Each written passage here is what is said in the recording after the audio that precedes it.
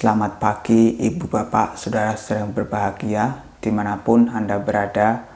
Semoga Anda semua selalu sehat dan bahagia. Pada kesempatan kali ini saya akan berbicara mengenai cinta kasih.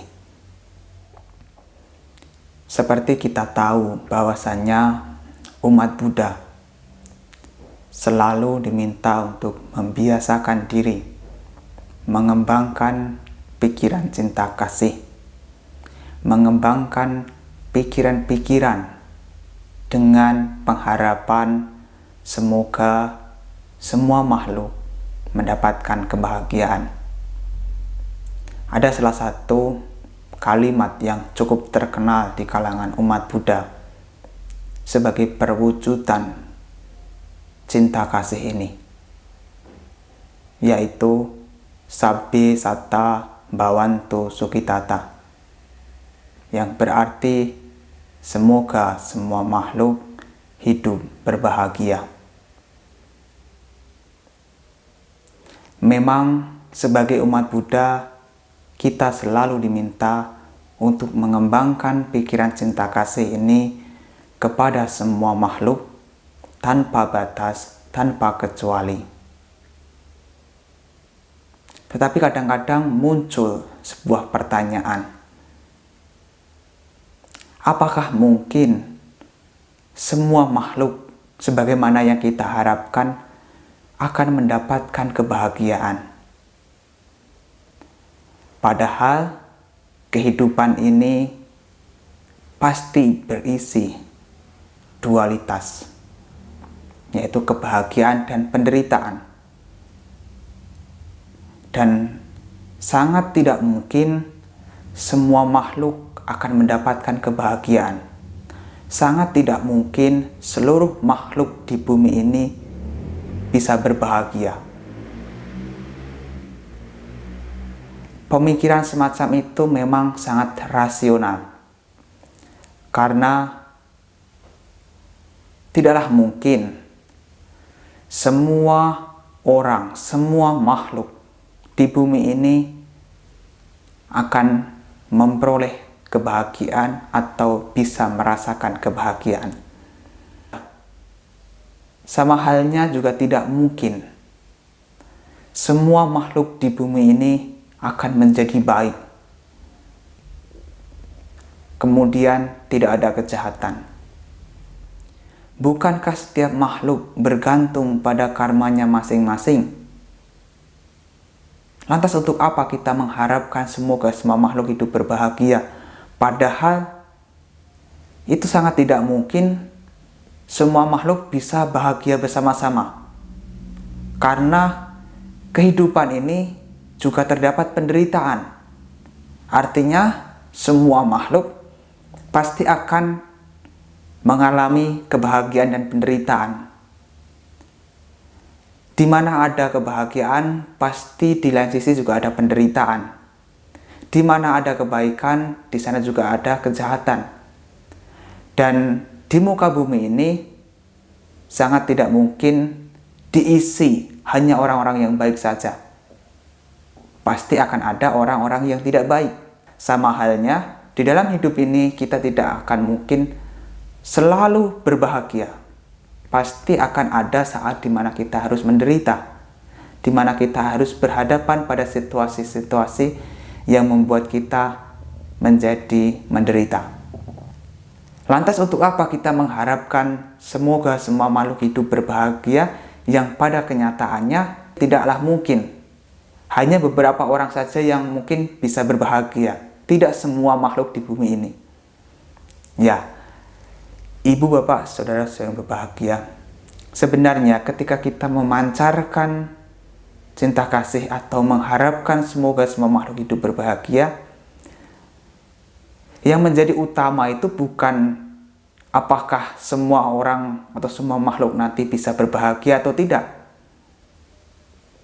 Tetapi bagaimana kita bisa memiliki pikiran-pikiran yang positif, memiliki pikiran yang dipenuhi dengan cinta kasih. Entah nanti orang lain bisa berbahagia atau tidak, itu urusan mereka. Yang penting kita memancarkan cinta kasih. Karena ketika kita memancarkan cinta kasih, kita mengharapkan semua makhluk berbahagia itu, pada saat itu pikiran kita dipenuhi dengan cinta kasih. Dan cinta kasih ini sifatnya adalah kebahagiaan. Jadi pada saat kita memancarkan cinta kasih, kita sendiri memperoleh kebahagiaan itu sendiri. Dan sebagai akibatnya, karena pikiran kita dipenuhi dengan cinta kasih, atau dikuasai dengan pikiran cinta kasih, maka kita akan bertindak, kita akan berperilaku dan berbuat berdasarkan cinta kasih. Cinta kasih akan menjadi landasan di mana kita akan melakukan sesuatu. Kita akan melakukan sesuatu dengan dasar cinta kasih, sehingga apa yang kita lakukan tidak akan menjadi perbuatan yang merugikan makhluk lain. Oleh sebab itu, pancarkanlah cinta kasih, entah orang lain atau semua makhluk berbahagia atau tidak, itu tidaklah masalah.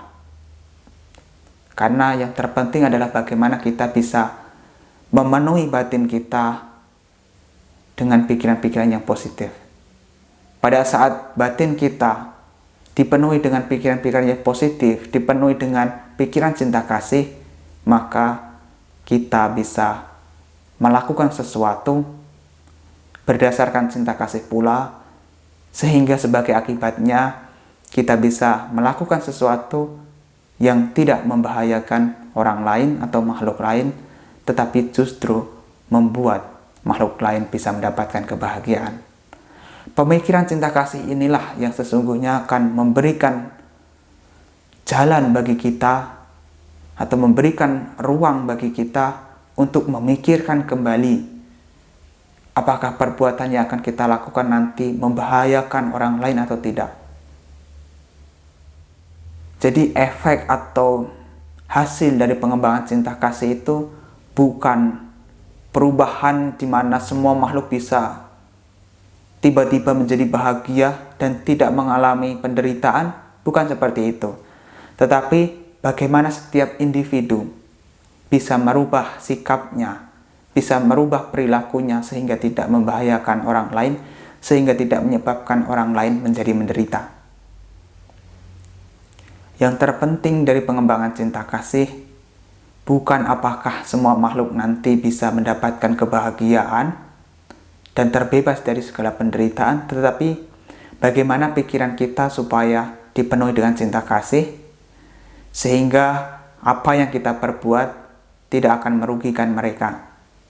Karena dari situlah perubahan akan bisa terwujud. Kita tidak mungkin merubah semua makhluk untuk menjadi bahagia dan terbebas dari penderitaan. Tetapi ada kemungkinan bagi kita untuk merubah diri kita supaya tidak menyebabkan semua makhluk mengalami penderitaan.